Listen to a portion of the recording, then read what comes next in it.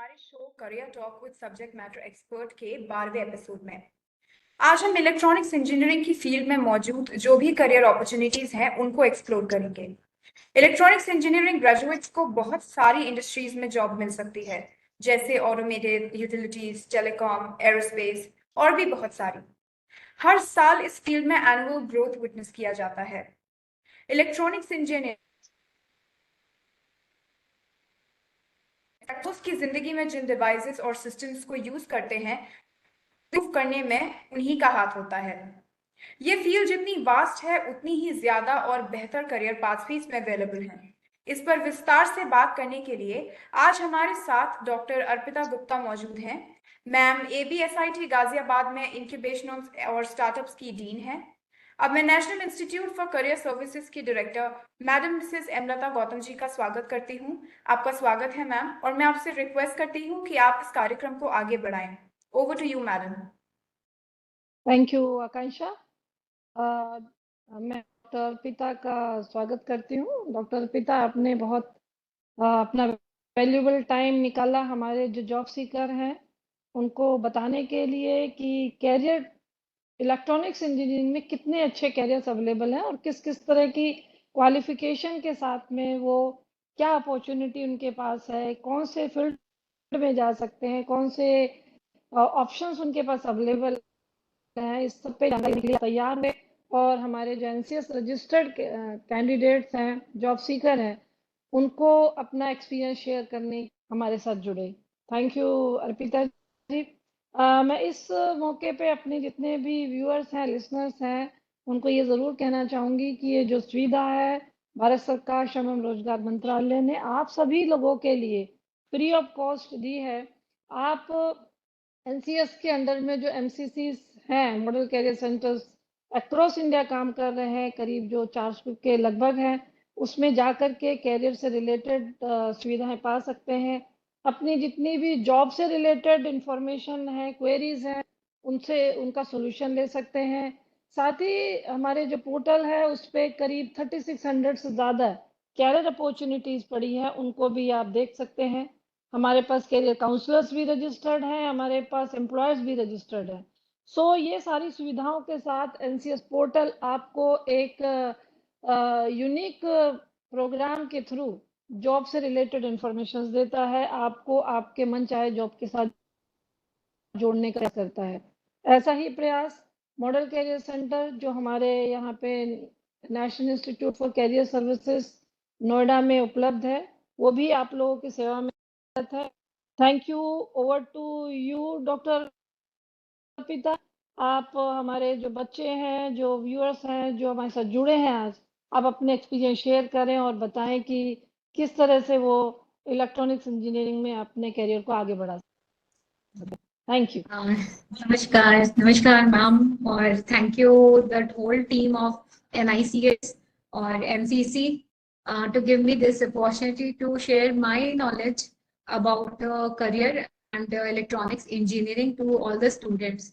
हम यहाँ पे एक मंच आपने दिया है हम सभी को कि हमारी जो जानकारी है वो उन लोग तक पहुंचे जो जानकारी के अभाव से अपना करियर डेवलप नहीं कर पाते हैं। ये बहुत अच्छी सोच है और ये मिनिस्ट्री ऑफ एम्प्लॉयमेंट की तरफ से आई है। और career services is a very unique thing which I have heard from Dr. Lata ma'am, and it's a very encouraging thing, and people like us would like to join this movement जहाँ पे आप अकेले निकल पड़े हैं, एक कारवां बनाते हुए हम आगे आपके साथ चलना चाहेंगे और अपने बच्चों तक अपनी सहायता पहुंचाना चाहेंगे। तो ये पहले मैं अपने बारे में बता देती हूँ कि मेरा एजुकेशन क्या है। मैं इंडस्ट्रियल इलेक्ट्रॉनिक्स से मैंने डिप्लोमा किया था। Then I have done my BTech in electronics and communication and PhD MTech VLSI में करने के बाद PhD मैंने इलेक्ट्रॉनिक्स में ही किया है। इसके बाद मैं काफी दिन तक इंडस्ट्री को सर्व भी किया और फिर अब मैं टीचिंग में आकर के स्टार्टअप एंड इंक्यूबेशन का काम देखती हूँ। इट इज गुड कि यहाँ पे जितने लोग जुड़े हुए हैं वो सब जानना चाहते हैं कि उनका करियर इलेक्ट्रॉनिक्स इंजीनियरिंग में किस डायरेक्शन में जाता है और जाना चाहिए और आप किस मुकाम तक पहुंच सकते हैं। तो मैं सबसे पहले शेयर करती हूँ अपनी slide and we will brief. अगर आपको कोई सवाल आता है तो आप प्लीज उनको नोट डाउन करके at the end of the session we will discuss on that. Okay, so my slide goes on like this: your own career in electronics and communication engineering. सबसे पहले देखते हैं कि how to identify yourself whether you can opt this career or not. Do I want to be an engineer? अगर ये एक सवाल आपके मन में आता है तो इसके आंसर्स अगर ये आप पॉजिटिव वे में जा करके दे सकते हैं तो you can be a engineer. Do you enjoy solving problems and helping others? क्या प्रॉब्लम सॉल्विंग की तरफ आपका रुझान है? Do you enjoy maths and science? Do you have ideas you would like to explore और things you like to make?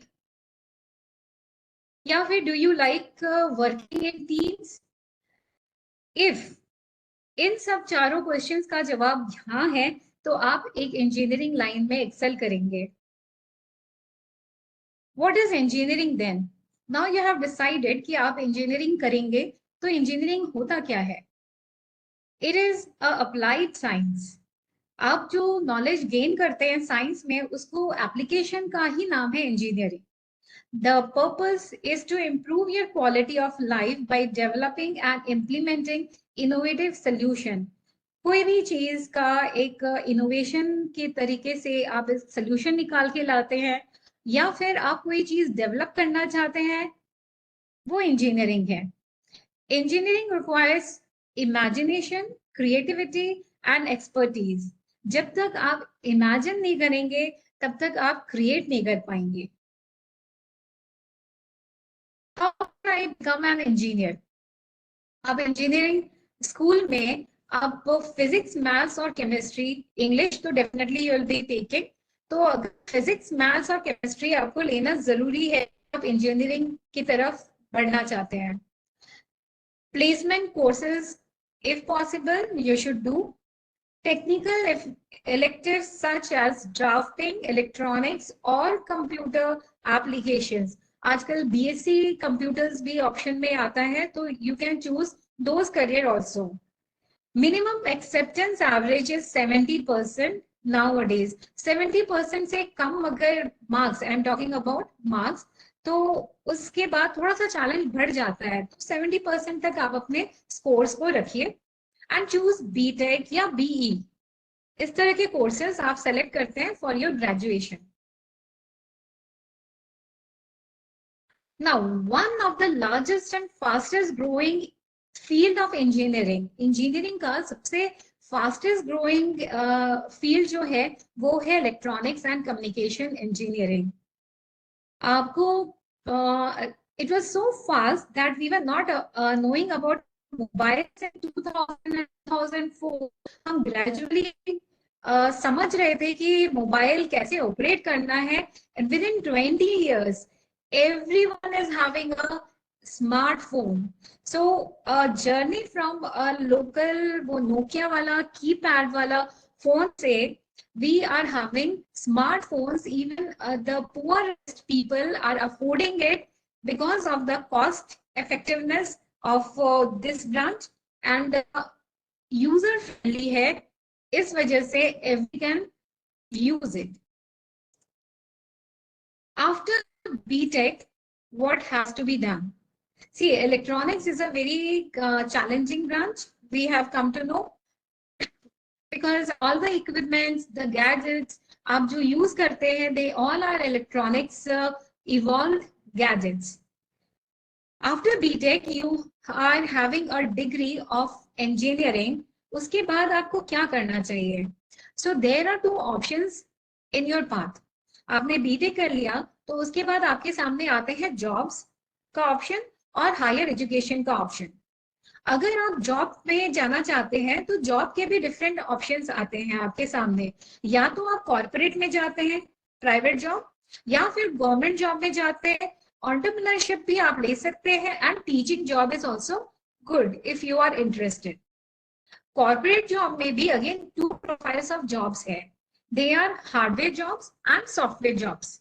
Hardware जैसे कि आप प्रोडक्ट डिजाइनिंग या फिर आप प्रोडक्ट मैन्युफैक्चरिंग यूनिट्स में जा सकते हैं, प्रोडक्शन में जा सकते हैं, क्वालिटी कंट्रोल में जा सकते हैं, या फिर सॉफ्टवेयर जहां पे आप सॉफ्टवेयर डेवलपमेंट में जाना पसंद करते हैं. It totally depends upon your interest.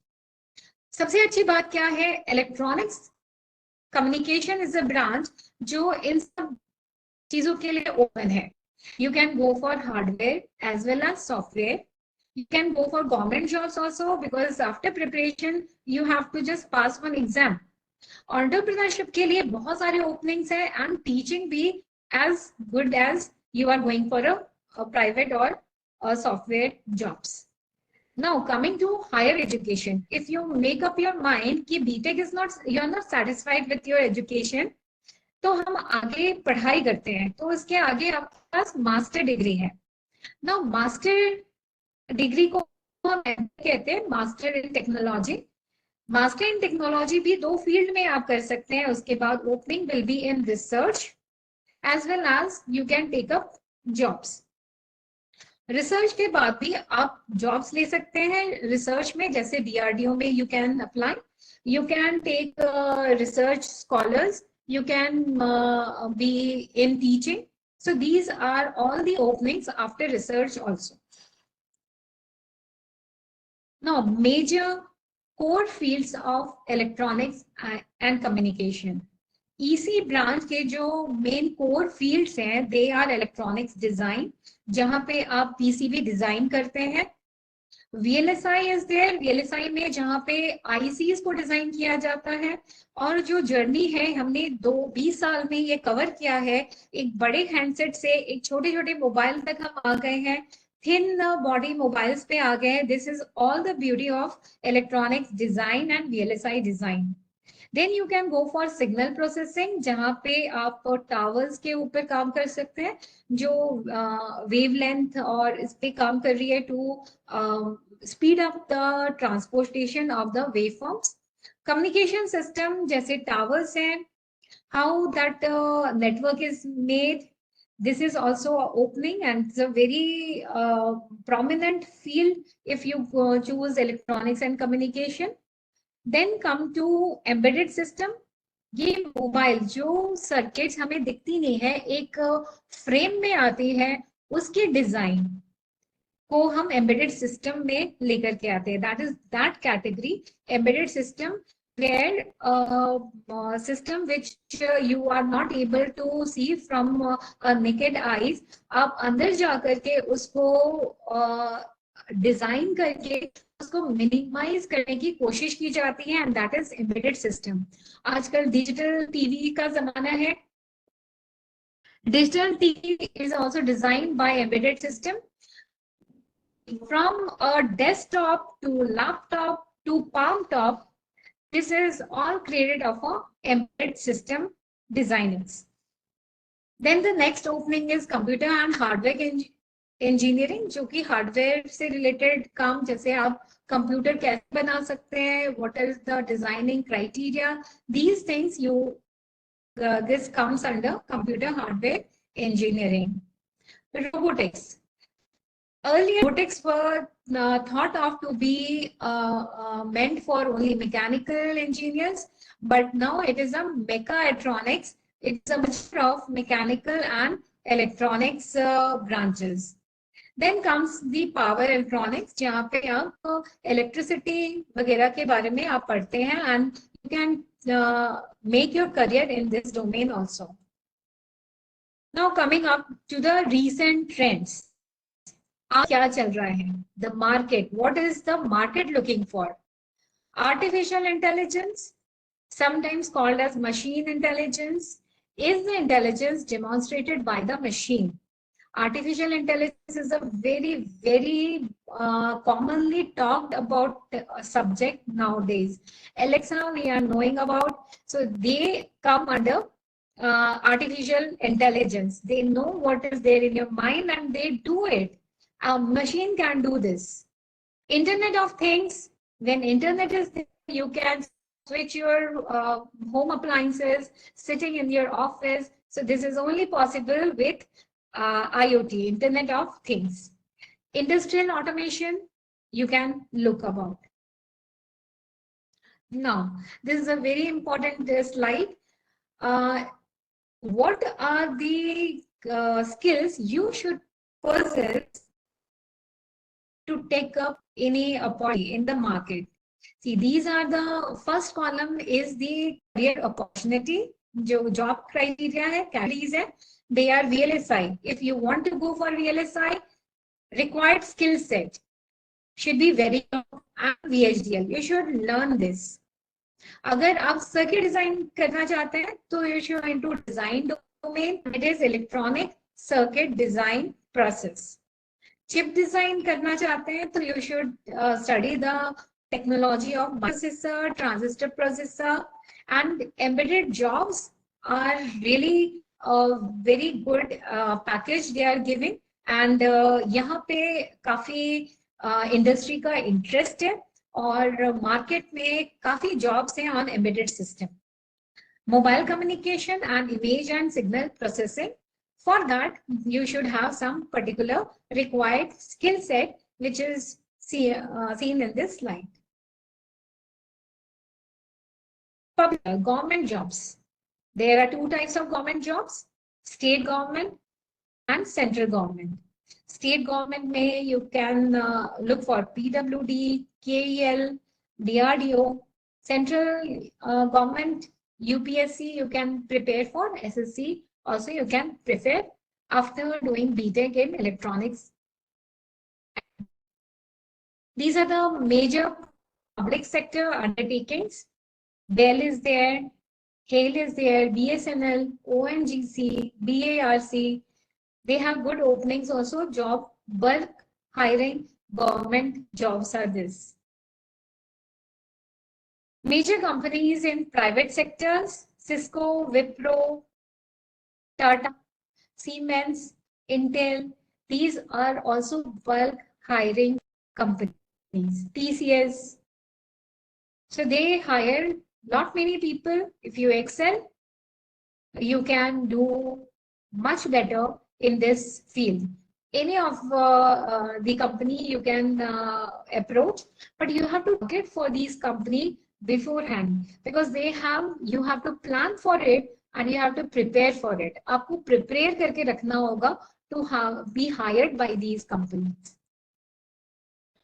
Now, every company is having a different set of recruitment process. This is a generalized which I have been showing over here. Recruitment में aptitude आपका check किया जाता है, group discussion आपको किया जाता है. Group discussion is for कि how much you know the things and how independently you can be a part of a team. Technical interview is there to see your skill set, and personal interview to check your soft skill. So every company is having different procedure for recruitment, but आपका skill set, ये चारों चीजें आपको check किए जाते हैं: aptitude, your soft skill, your group discussion, your leadership quality, and then the technical quality. Other than job, this is a new aspect. Since few years, we are talking about entrepreneur. Entrepreneurs are people who are taking risk not only for themselves, but for the families who are associated with it. So they are not only the job seekers, they are job providers also. So nowadays, this is also a great career opportunity for each one of you. Now let us see, this is a slide, very interesting slide, where they have distinguished between an employee and an entrepreneur. Employee कैसा होता है? वो group में काम करने वाला होता है. एंटरप्रेन्योर क्या होता है? He can think independently. Employee follow the instructions. Entrepreneur act independently. उनको इंस्ट्रक्शन देने वाला कोई नहीं है, but they have to work on their vision.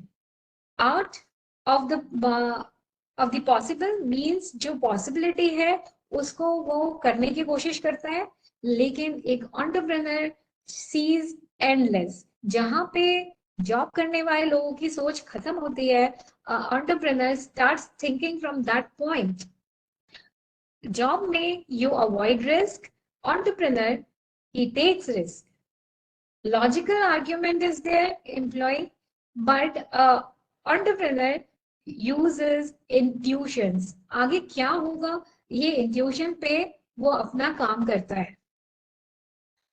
Employee is a specialist of the job he is doing, but entrepreneur is not a specialist. वो general रहता है उसका specialization, लेकिन knows every bit of the things which are running in his company. उसको सारी चीजों की जानकारी होनी चाहिए। Employee, it protects a status quo. What is status quo? It is a thing जैसे हम status बना करके रखते हैं सोसाइटी में, हम चाहते हैं कि मुझे इस तरह से ट्रीट किया जाए, तो उसको status quo बोलते हैं। एंड entrepreneur एक status quo को चैलेंज करता है, वो जिस स्टेज पे आ जाता है he wants the next step. Employee shares responsibility, लेकिन entrepreneur है it takes responsibility. If you have the ability to take responsibility, you can be an entrepreneur. Employee can punish mistakes, है ना, आप एम्प्लॉय को mistake को punish किया जा सकता है, लेकिन एक एंटरप्रेन्योर अपने मिस्टेक से सीखता है और उसको सेलिब्रेट करता है that I have made this mistake, इसकी वजह से मुझे ये लॉस हुआ है और ये मेरे लिए सीख है, this is a lesson for me. imposes process, encourages initiatives. Employee rigid होता है लेकिन एंटरप्रेन्योर बहुत फ्लेक्सिबल होता है। Entrepreneur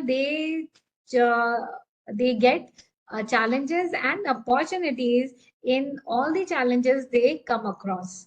So this is a unique kind of people who are entrepreneurs. Generally आप देखिए कि अगर 100 लोग हैं तो 90 लोग जॉब की तरफ मूव करते हैं, मुश्किल से 10 लोग एंटरप्रेन्योरशिप का रिस्क लेते हैं। Now I talked about the teaching profession. Here are the skill sets which you should know. As I am a teacher, so I have these skill sets and skills क्या-क्या चाहिए आपको? The communication skill. You should have a good communication skill. जो आपके मन में है वो आप express कर पा रहे हैं, that is communication. So what is communication is when you are sharing your information and that is communication. अगर आप उसको अच्छी तरह से share कर पा रहे हैं, that is good communication. Presentation skills, how you present, how you groom yourself, your personality is important in teaching. Passion for teaching means you should have the passion, you should have the interest. आप जो सिखा रहे हैं सामने वाले को समझ में आ रहा है कि नहीं है। अगर आप अच्छे टीचर्स को अपनी लाइफ में देखेंगे वो डेप्थ में जाकर के आपको सिखाते हैं। तो इसी तरह से if you want to be a teacher, आपको भी पैशन होना चाहिए सिखाने का। Next requirement is should be patient and calm, क्योंकि आपका student is not having the same mental level as you are having. So आपको उस लेवल से आपको उसके सवालों के जवाब देने हैं। So you need to be very calm and very patient also. And teaching में सबसे ज्यादा अच्छी चीज क्या होती है? You get respect and life long learning. आपको जिंदगी भर आप सीखने के लिए तैयार हैं। And how to get job here? आप यूजीसी नेट कर सकते हैं, you can do MTech also, you can do PhD. तो इन सब क्वालिफिकेशन के बाद you can B eligible to teach in a degree college, in a engineering college. So qualification is important aspect in teaching. Graduates के बाद अगर आप higher education में जाना चाहते हैं तो एमटेक है, इंटीग्रेटेड एमटेक है, पीएचडी है एंड अब्रॉड में पढ़ाई है। You can do MS also in abroad. Okay, अगर एमटेक के लिए आप जाना चाहते हैं तो इजीएस्ट वे फॉर एमटेक, जहाँ पे आपको अच्छे कॉलेजेस मिल सकते हैं काउंसलिंग के थ्रू और आपके मनपसंद ब्रांचेस में मिल सकते हैं, तो that is GATE. GATE is graduate aptitude test in engineering. GATE qualified होने के बाद you can take up any good colleges like IITs for MTech degree. You can go for MBA also, Master in Business Administration. So this also is a good opening for exploring, because MBA are business people, and अगर आप MBA करते हैं, you go for marketing, you can go for HR, and you learn so many things in the internship that it grooms your personality overall. Integrated MTech and PhD, मतलब ये कुछ 5 साल के courses होते हैं या कहीं पे 6 साल के होते हैं, जहाँ पे आपको MTech degree as well as PhD एक साथ कर दिया जाता है. सो आई हैव शेयर कहाँ पे ये होता है. CSIR में होता है, IIA में होता है. Integrated MTech is possible.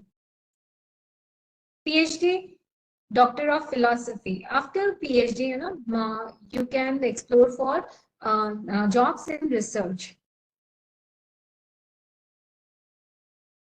Study abroad.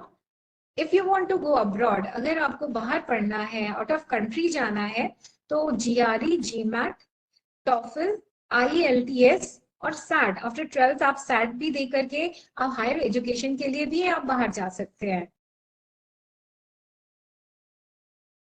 These are the job abroad जो कि काफी पॉपुलर है.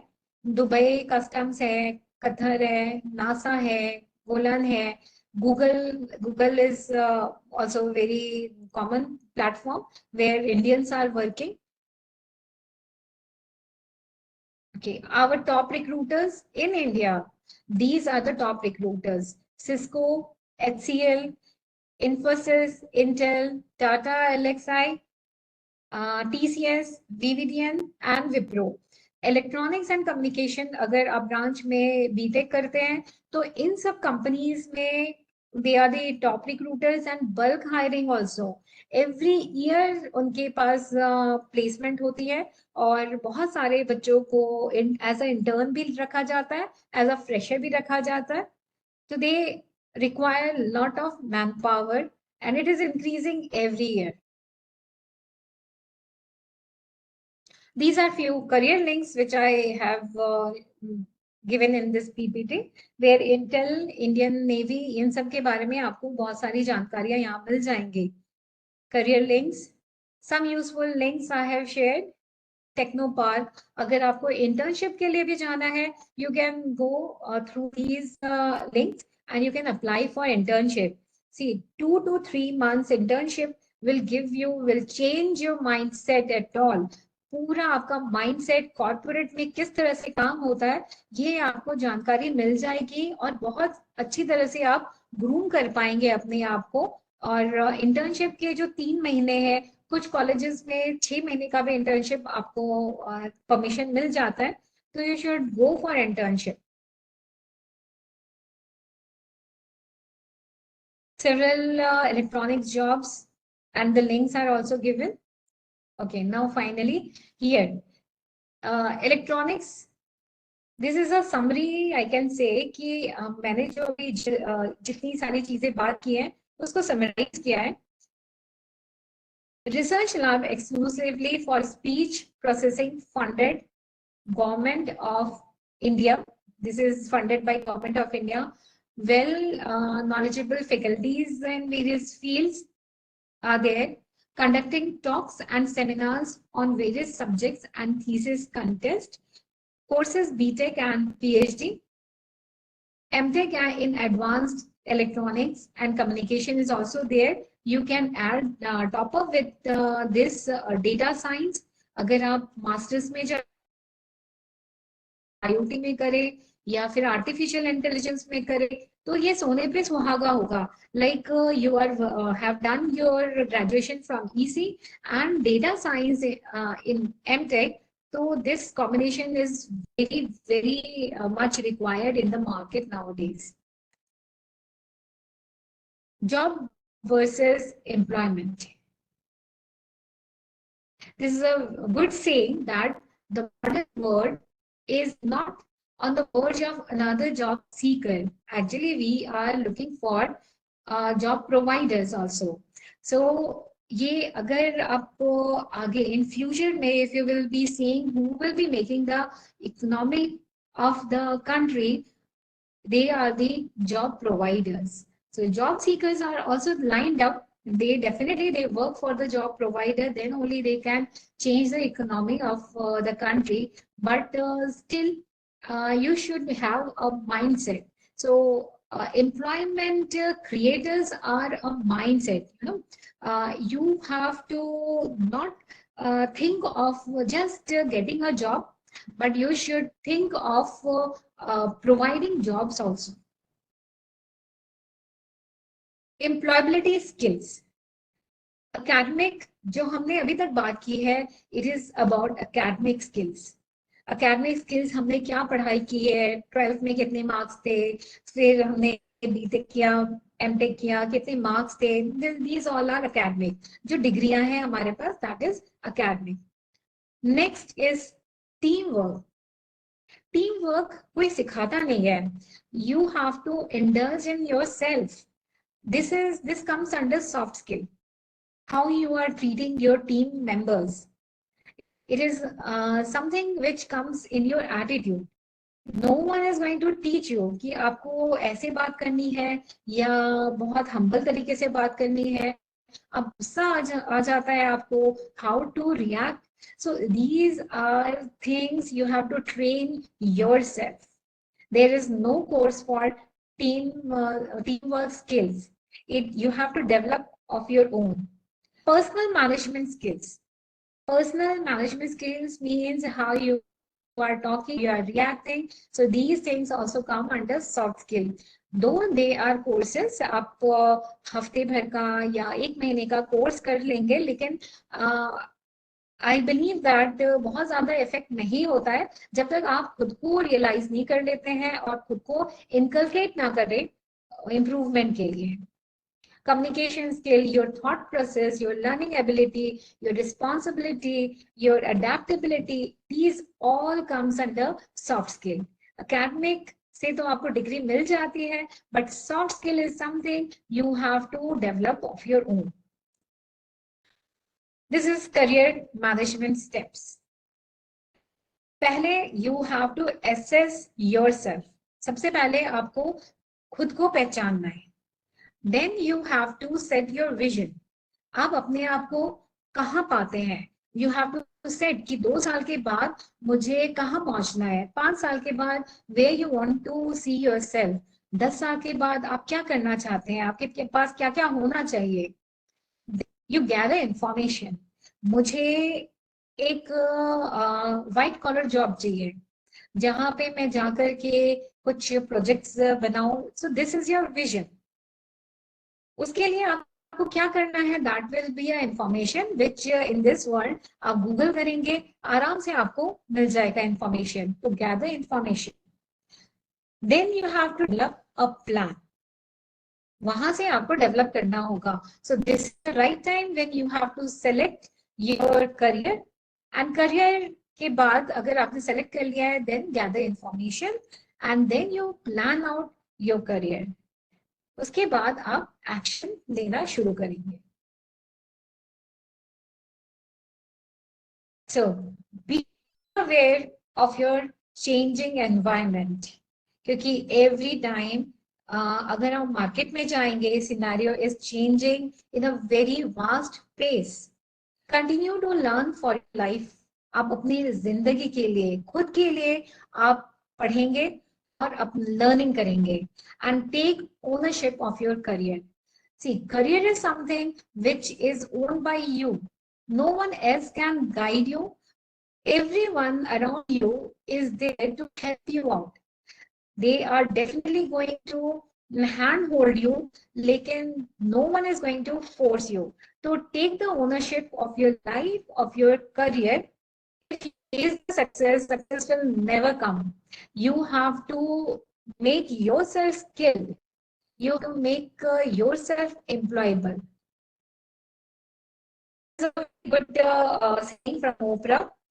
Create the highest, grandest, vision possible for your life because you become what you believe. सबसे पहले you have to trust yourself. In the previous slide which I have shown you, you have to trust yourself. You know your weakness. You write down your weaknesses, your strength, your interest, and what you want to become. 2 साल के बाद, 5 years के बाद, you have to plan. You have to think for it. शांति से बैठ करके थोड़ा सा सोचिए, because when we were also young, we also thought कि I just wanted to be a teacher since I was quite young, and then I opted for this job and I am enjoying my job. So if you enjoy your job, you are not actually working. आप काम कब करते हैं? जब आप उस काम को एंजॉय नहीं करते हैं. If you are enjoying your job, you are into your hobby and you are not working. So working people, जब आप काम करते हैं किसी के लिए तो आप नौकरी करते हैं, लेकिन जब आप अपने लिए काम करते हैं तो वो उसको नौकरी नहीं कहते, वो आपका शौक होता है. और शौक ये बनाइए कि लर्निंग हमेशा से रहे और हमारे जो हॉबीज है, जो इंटरेस्ट है, उसी पे हमें काम करने का मौका मिले. Wish you all the best. So I finish off with this, and I really wish you best of luck because you are in that phase जहाँ पे आपका करियर अभी बनना है.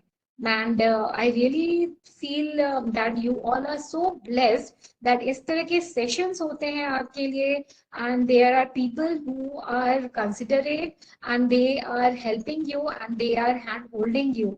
आपको गाइड करने के लिए बहुत सारे लोग हैं.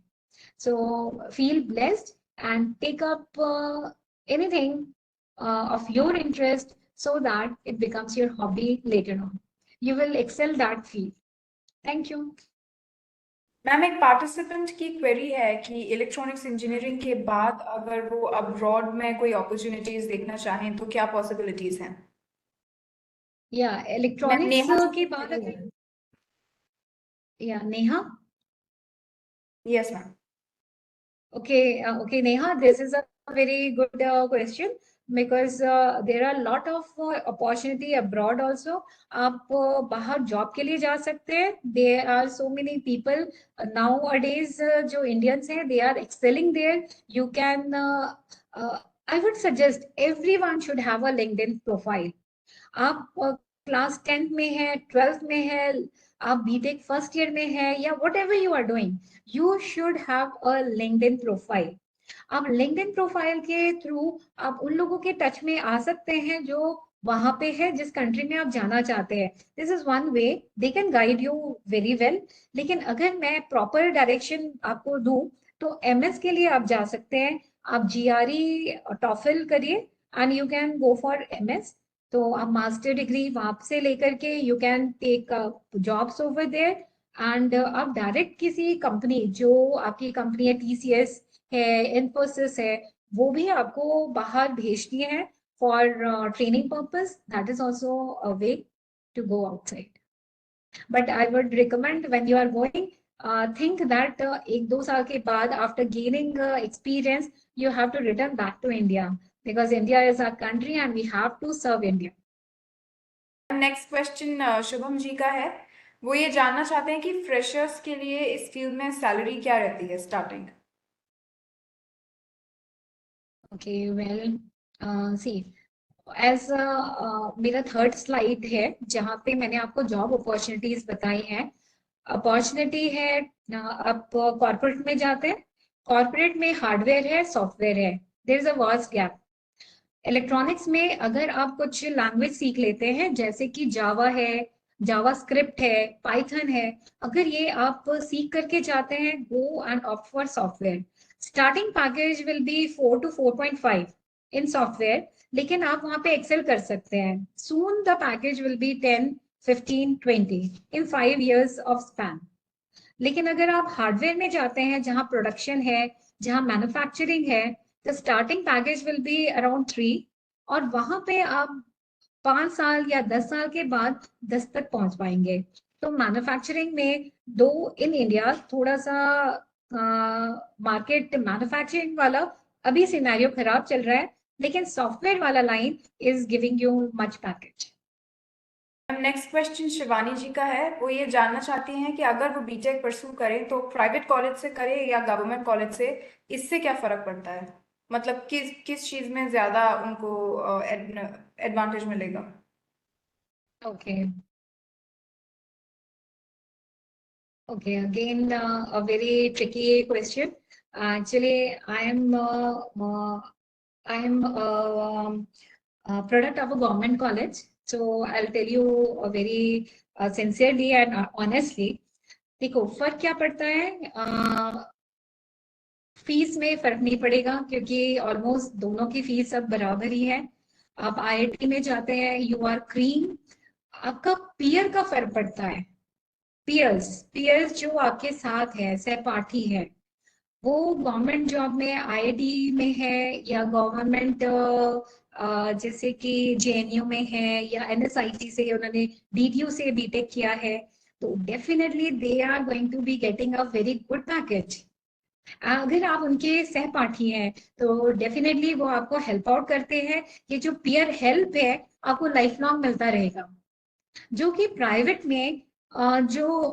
में इतनी अच्छी जॉब अपॉर्चुनिटी नहीं मिल पाती है।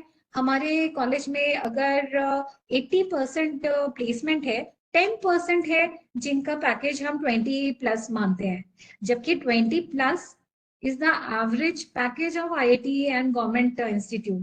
So this is the only gap I find. Otherwise, career course almost same है. So peer help is the best advantage and nothing else I see. Government and private में कोई difference नहीं है।